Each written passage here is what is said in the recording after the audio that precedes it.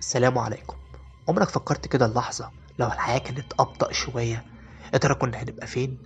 الحقيقة إن العالم النهاردة بيجري بسرعة مجنونة. التكنولوجيا بتتطور، الحياة بتتغير، ومفيش وقت للراحة. كل يوم في حاجة جديدة، كل يوم لازم نكون أسرع وأكتر فعالية. شغل بقى، في دراسة، في تطور.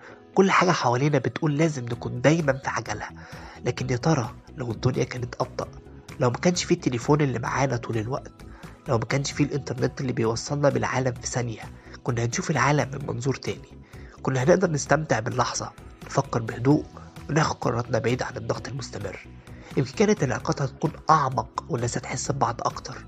يمكن كان في وقت أكتر نتعرف على نفسنا، بدل ما نفضل نتابع حياة غيرنا على السوشيال ميديا. لكن في النهاية، سواء الحياة سريعة أو بطيئة، السر دايما في إيدينا. هو إننا نعرف نحدد إيقاع حياتنا، نوقف لما نحتاج، وندور على وقت للراحة وسط الزحمة.